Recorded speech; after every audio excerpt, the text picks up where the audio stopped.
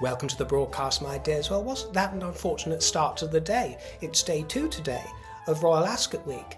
And Catherine put in an appearance on Garter Day, looking absolutely splendid, which we'll look at later, and looking hale and hearty, but was taken tender this morning.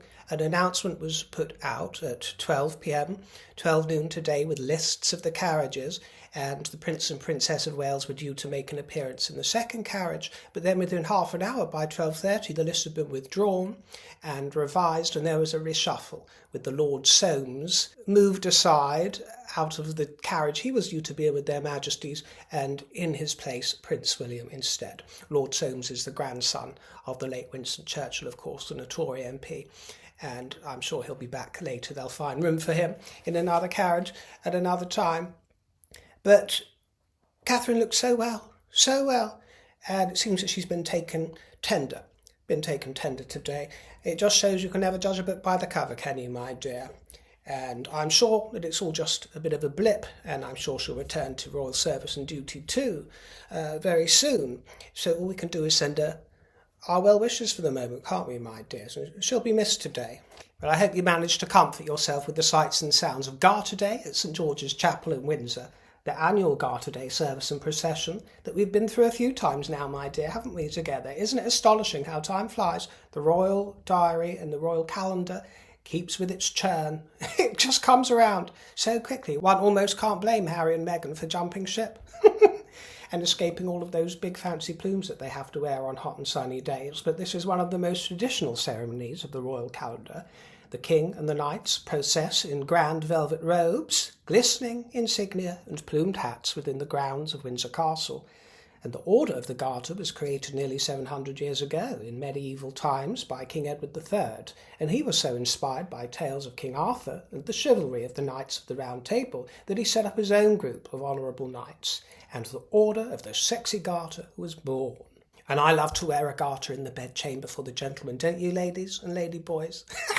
Yes, I do. A nice sexy garter or two. It drives them wild, you know. Men are visual beasts, aren't they, my dear? They're simple. Simple minds, you understand. Simple creatures. Just give them that visual and they become extremely excited. And putty in your hands. Yeah. That's why women rule the world, you know, really. Women rule the world. I noticed this chap chomping away in his shiny helmet and his Madonna, because I call them Madonnas that they wear on the head, you know, those sort of blonde plume things that look like a horse's behind. Yeah, there was an army of Madonnas. And isn't it a fairy tale, the whole scene? You've got to love these images, by the way, of Garter Days past that were shared by the royal family's socials. Umbrellas in the mist, brothers handsome in carriage. Ooh la la, look at Edward. All those rumours about theatrical Edward that used to do the rounds. Well, they all would have come true. They all would have come true if you'd happened to have met me before Sophie. I would have made sure of it, my dear. But she got in there. And there's Prince William when his teeth were still white. Them were the days. Catherine was very elegantly composed, with a smoky eye under the brim, her cascading curls, and her uncrumpled brow. And I thought that policeman was Harry in disguise, to tell you the truth, just for one moment. Catherine and Sophie were sharing sweet gossip of familial bonds throughout the entire occasion. They were really having fun with each other. And I saw Andrew Lloyd Webber there, and the Blairs, John Major, previous prime ministers, you know, and the Gloucesters, and their Majesties were bringing up the rear, and all the rest of the royal crew. It was quite a day out. I think they're going to have to install a Stannis stair lift or some kind of invention for this bunch, though, soon. Gripping onto the bars they were there. Bless them. I do like the whimsical feathers flopping about all over the place, though. I think that's rather wonderful. And actually, that's one of my favourite pearl 5 strands that Catherine's wearing. But faux, I believe, faux pearls on this occasion, vintage Susie Kaplan, as well as the ear jewels in Renaissance Revival. Her cream boucle and chiffon number by Self-Portrait and a new hat by Sean Barrett went down very well. I thought it was extremely elegant, and she clutched a Strathbury Matrice chain wallet in vanilla diamond. There has been a death in the kingdom. Dear River, I just saw Kim Woodburn died. I often think of her while watching your broadcast, as you sometimes slip into a very similar way of speaking to Kim. That nudge, nudge, wink, wink, life is just a bit of a carry-on, really, isn't it, kind of manner. I know she rubbed a few people up the wrong way, but I always saw her as someone who represented a very uniquely British viewpoint. Playful, no nonsense, buttoned up, but a bit saucy, and a bloody good laugh. But don't fuck with me. I shall miss her. Someone else said, sad to hear that Kim Woodburn has sadly died. One sad would have been enough there, my dear. No offence, but just take the point, my dear. Sad to hear that Kim Woodburn has died. It is fine. She was spot on about the fake sycophant, David Beckham, and his creeping and crawling around Charles. He was desperate to get a knighthood. Quite, my dear, quite well. And he was successful in his endeavour. And I had several similar comments, and I've had comments throughout the years, actually, telling me that I remind you of certain aspects of Kim Woodburn. And I take the compliment. Yeah, a national icon. Has died at the age of 83 she was, after a short illness. A little bit of a shock really, isn't it? Because she looked absolutely magnificent and hale and hearty for 83. And she was famous, of course, for her partnership with Aggie. There was Kim and Aggie. And really, you know, she began out as a humble charwoman. She was a char lady for decades, actually. She was born Patricia Mary Mackenzie, and she was raised in Hampshire. She flipped over to Liverpool, hence the northern accent, in the future. And she found fame at the age of 60. Yeah, not until she was well into her autumn season. She found fame and fortune at the age of 60 with the series How Clean Is Your House? Very successful, made her a lot of money, and she went on to make many appearances, and she was in Big Brother, things like this, where she went down an absolute storm. And yeah, you know, one of my many references is Kim Woodburn with some of her sayings, and you might hear me say, don't you get gang-handed with me. Don't you get gang-handed. Don't you start with me, lovey. Oh, my God, don't you give me trouble. Yeah, that's all Kim. That's all Kim, my dear. And I had many comments over the years drawing the comparison. River is like Kim Woodburn's hot, androgynous, posh offspring. I'll take that, my dear, I'll take that. I mean, it's half a compliment, isn't it? The way he says, my dear, just reminds me of Kim Woodburn. A wonderful mix of Kim Woodburn and Paulo Grede with a sprinkle of Tom Abbott, I don't know that one. Oh, sorry, Tom Allen, and the look of Rosie Huntington Whiteley. Fabulous. Well, I'll take the Rosie. I'll take the Rosie one, yeah. Lots of nice comments like that. Well, Kim no doubt had a very fabulous side, an entertaining side. She was warm, she was very camp, which is lacking a little bit in British culture these days, you know, that old school kind of camp. Very fun and very gossipy, but she was a complex woman. She was a very complex woman, and she had suffered great traumas throughout her young life, her early years. She alleges that there was abuse at the hands of both parents, all kinds of abuse. And she also gave birth to a stillborn son and buried him alone in a park. You know, this was a great trauma to her throughout the years and it affected her mind. And I know that many out there would side with Kim Woodburn over her legendary viral TV arguments. You're a little bitch, actually. It's because there were a lot of fights that she was famous for having. I don't like this gang-handed situation. It's bullying and it's cruel. With the loose women, she would pick on Philip Schofield and Holly, this sort of thing. We're going for a Don't start on me! And I'm afraid she was a lunatic. She was a lunatic. Even if she had the grain of a point about some of these people. Shut up, don't be so stupid. She took it to cruel and irrational extremes on many occasions. She really did. It might have been entertaining to watch, and trust me, I've rewatched a lot of those arguments just for the sheer fabulosity of it. You're such a bitch. But actually, she could take the moral high ground while behaving utterly infra-dig. You've caused most of this trouble in here with your little gang. Don't start with me! And in my opinion went too far, but she gave us some truly magical moments. She really did. She's worth mentioning. And you're an adulterer when you had, excuse me, oh, come on, darling. That chicken-livered boy. She used to say, you chicken-livered prostitute. Shut up, you're another one, you chicken-livered bugger. The mafia won't break me, dear. And I wouldn't shit on you if you're on fire. You know, don't you start with me. You little bitch. Actually, her partner, she famously didn't get on with at all, Aggie. They hated each other. They loved each other, they just had to work together. You horrible, horrible girl. But you're right, I am rather like her in tone at times, aren't I? Probably looks as well. You know, she's one of my northern influences, if you will, along with Bet Lynch. Get her? Got her? Good. So the northern comes out in me, darling, the northern side. So, yeah, Kim Woodburn, what an absolute character. Sorely missed she'll be, and thanks for the chuckles, my dear. So it was another Royal Ascot and another gal on the arm of Peter Phillips. The Autumn Kelly season didn't survive past winter, and Lucky Lindsay didn't live up to her name. But this year heralded a first official outing for Peter and Miss Harriet Spurling. Of course, we've spoken about Miss Spurling before, but this is the first official sort of presentation, if you will. Some arm candy at Ascot, and Sophie Edinburgh pulled out all the stops in ivory appliqué daisy lace by Susanna with a Jane Taylor headpiece. Divine. Zara had kissy-kissy with Uncle King, as she's wont to do at these affairs, and their majesties were joined by Prince Faisal, the fifth son of the King of Saudi Arabia. Oh yeah, oh yeah. And I'm going to tell you something really rather interesting here, and I promise you that it's not one word of a lie.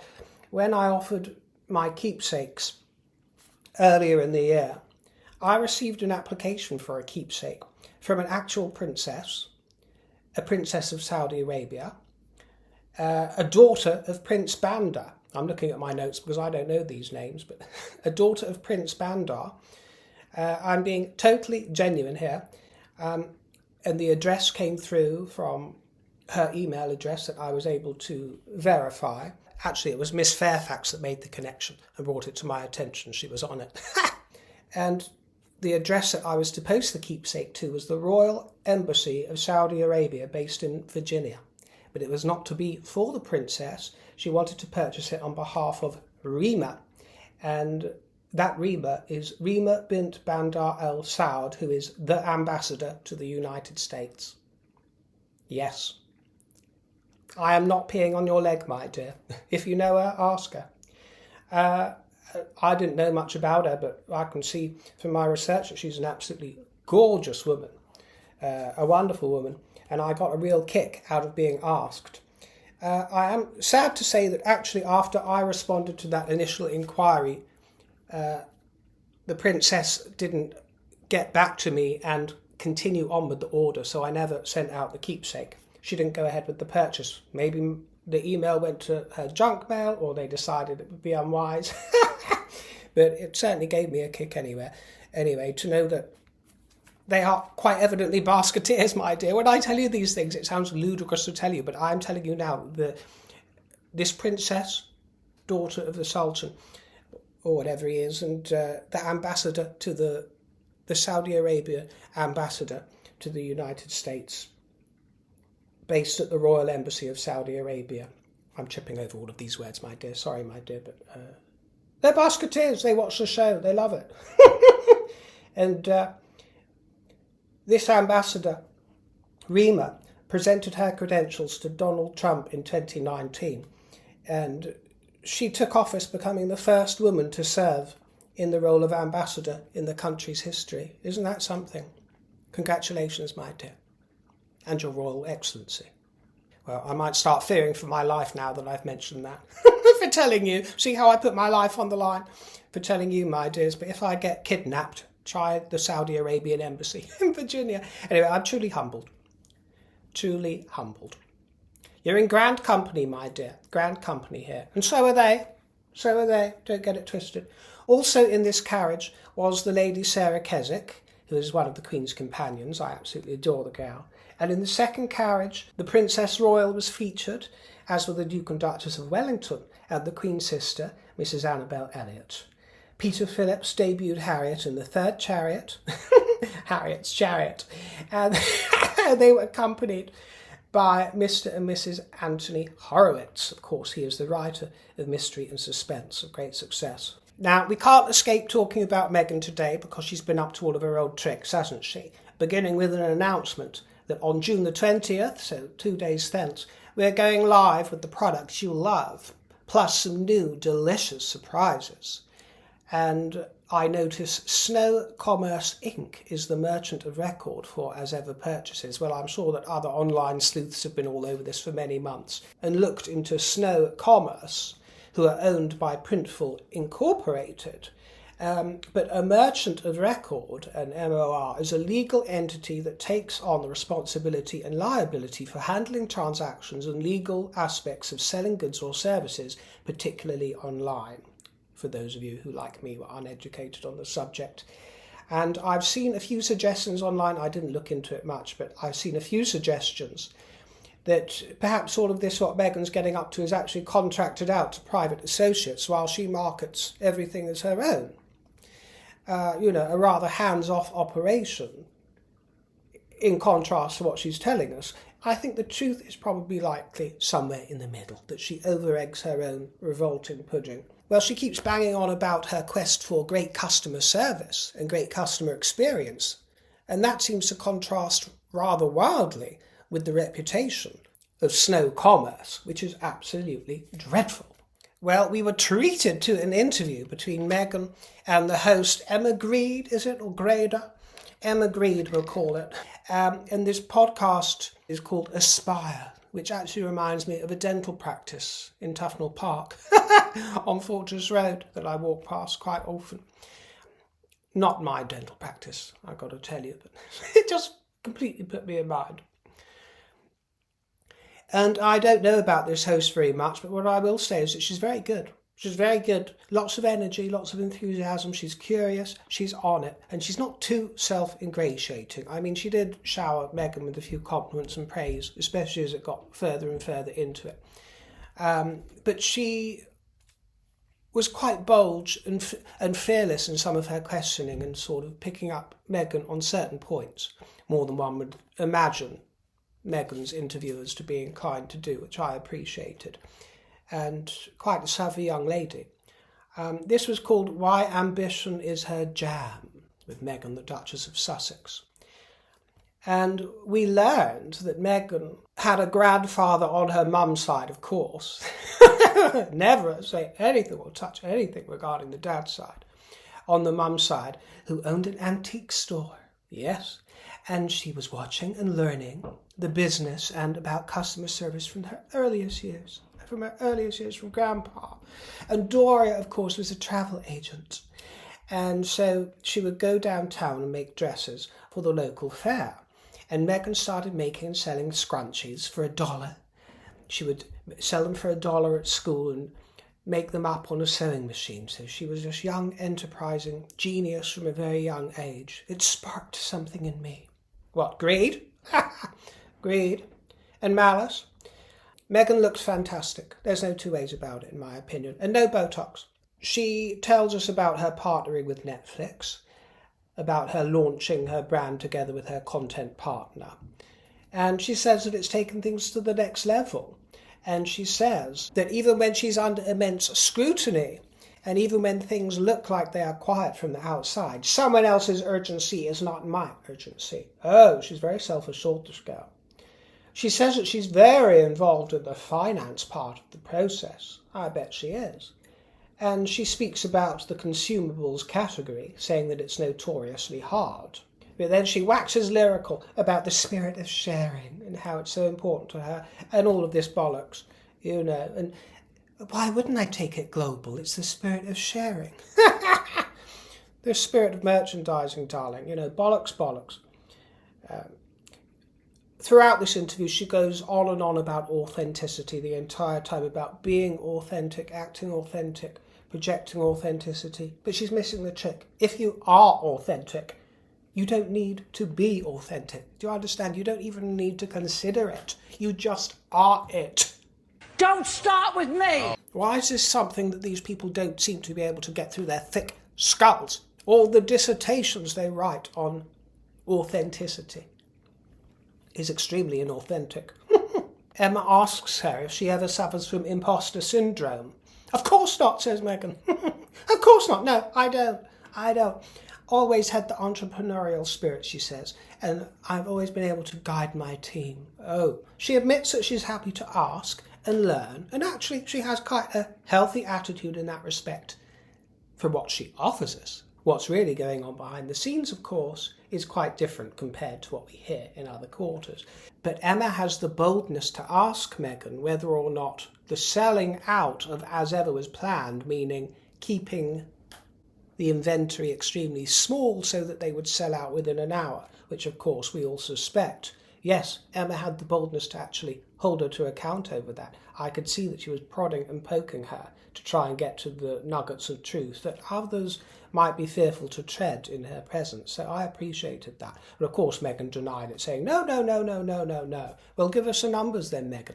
Give us the numbers if you're so sure about all of this and so proud of your big sellout. And I'm not saying she sold nothing, but I doubt very much that she sold billions or made billions and squillions for a few pots of jam. Meghan's asked how she feels about the constant comparisons to Martha and Gwyneth Paltrow. And this just epitomises Nutmeg Markle, because she says, first of all, that's very flattering. Very flattering. No, you don't. No, you diddy. You total div. No, it was not flattering, because the comparisons weren't flattering. Nobody was piling praise upon you. But that is how she's managed to shift things in her mind, or pivot, as she so loves to put it. She's pivoted and warped the intention behind those comparisons into a compliment. It can only be a compliment for me to put me in that category, although I'm above them. That's what she thinks in her mind. No, my dear, people were mocking you. Don't get it twisted. She speaks about targeting an audience towards the notion of mastige, which is based on a portmanteau of mass marketing appeal and luxury prestige, you understand. Mastige, this is her demographic that she's taking into account. She wanted the brand to go in that direction. She says, I do not think about failing. No, I never think about that. My faith is greater than my fear. I believe in myself. And one believes her. But then, one believes her, but then she's told us before that she's been tutored into just saying things with such conviction, even if you don't believe them. And she's found that works for her. She's been told and chaperoned into doing that, which isn't the worst advice in the world of business, but just to fake it until you make it.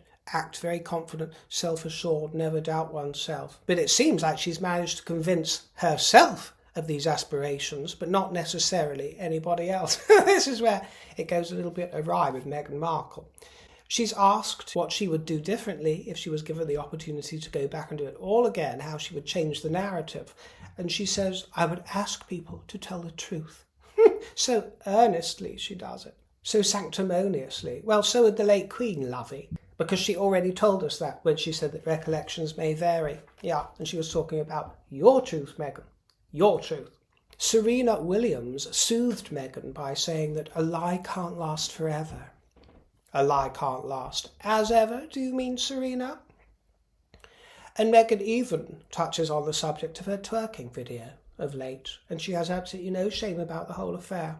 And Emma, the host, said that she really loved it as well, and that it was all this big jolly affair and nothing to be ashamed about. As if this is the natural and normal decent behaviour of the mother of a prince or princess of the United Kingdom, who insists upon them retaining those titles and carrying them from the moment that their grandfather became king. Do you understand? No shame at all. It was interesting to hear Meghan pronounce Archwell as well, which I'm sure she's done a million times before, but I didn't pick it up, and I've been pronouncing it Archerwell. Well, Meghan said Archwell, 2 syllables, so I'll follow her lead in future, although I understand that right be right, it would be Archewell. But we'll go with her way, I have to say that all round she did give a good interview. I'm not going to dress it up. It was better than many of the ones I've seen. She was thoughtful, she answers questions, and she was quite natural in that respect. And if one didn't know about her history, then one might find her rather likeable.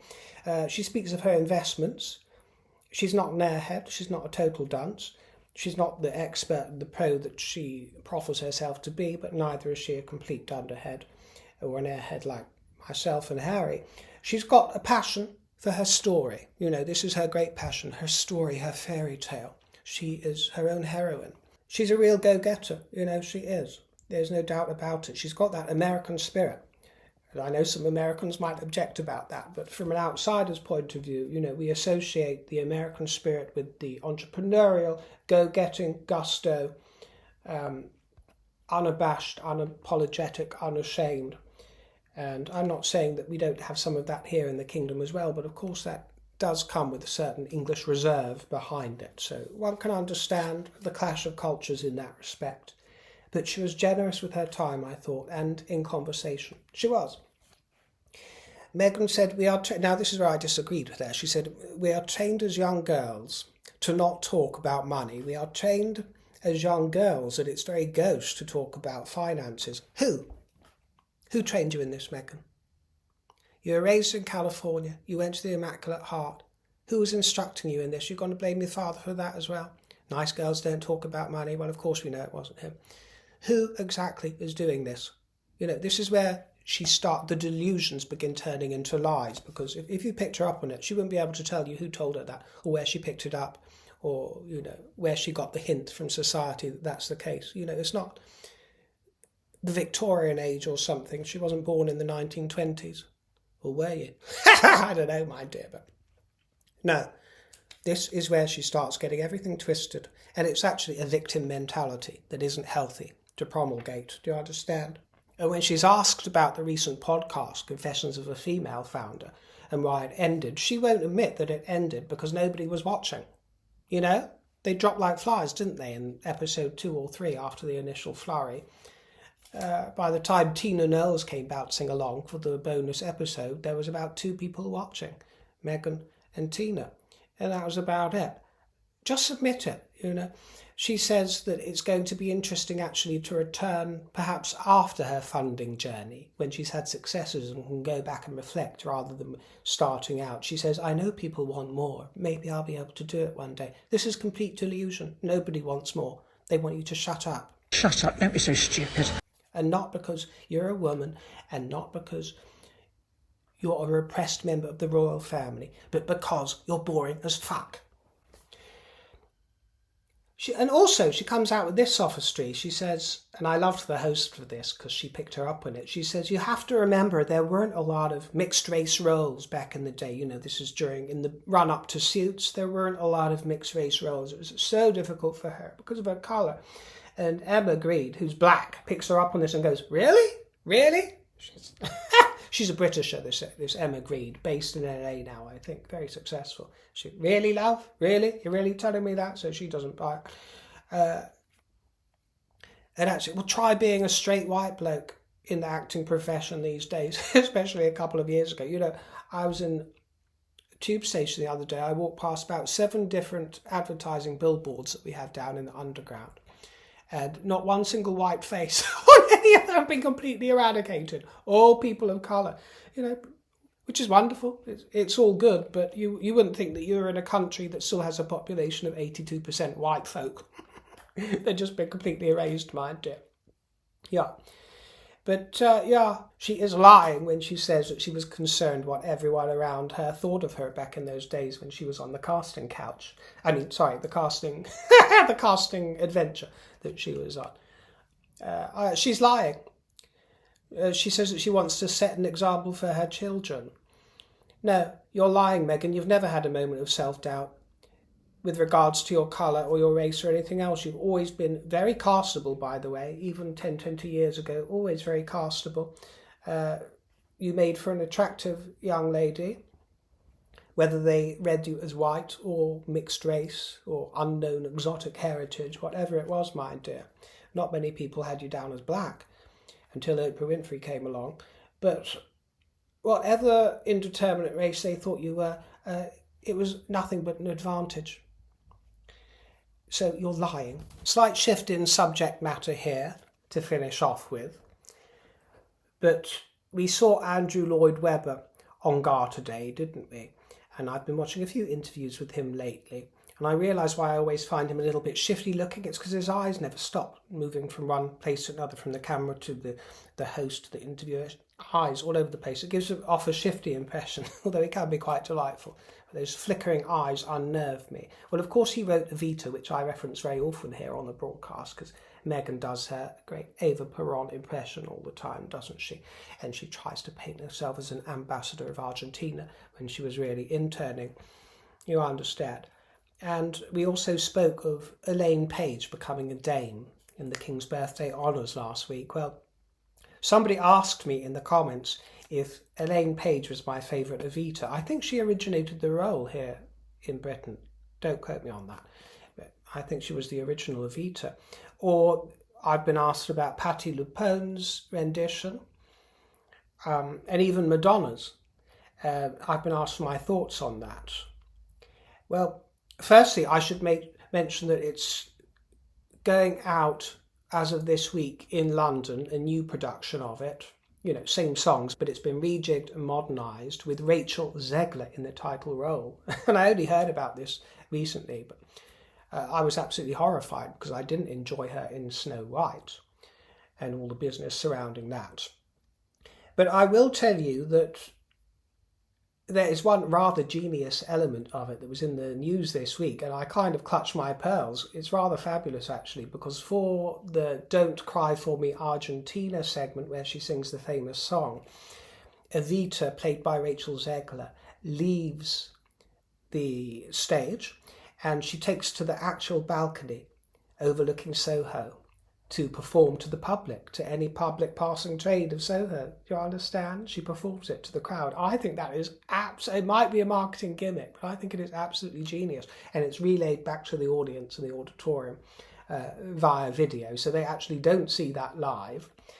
But I think it's a fabulous idea, I really do. And there's a video of it on YouTube, which I saw, and, you know, I was ready to pounce upon Miss Zegler, and she's actually not my cup of tea, but I will not take away from her the fact that she gave an absolutely flawless performance of Don't Cry For Me Argentina.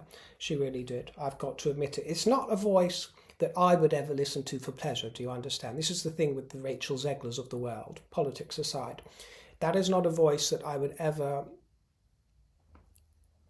play for pleasure in the comfort of my own home. Do you understand? Like a Dusty Springfield or something. You know, or a Björk, or a Courtney Love, or a Judy Garland. You understand? No, it's not, but undeniably talented and undeniably flawless it was. And I think that she's been much more suitably cast as Ava than she was as Snow White, for example. She put it that way. She could actually make a really good Evita. You know, Evita had that sort of pluck, didn't she? And this segment where I'm speaking about Evita, really it's for the few of the old queens out there like me, my dear, who enjoyed the musicals, some of the gays and the girls who like looking back on the musicals of the old era and know about these things and know the scores and the repertoire and understand Evita and its history.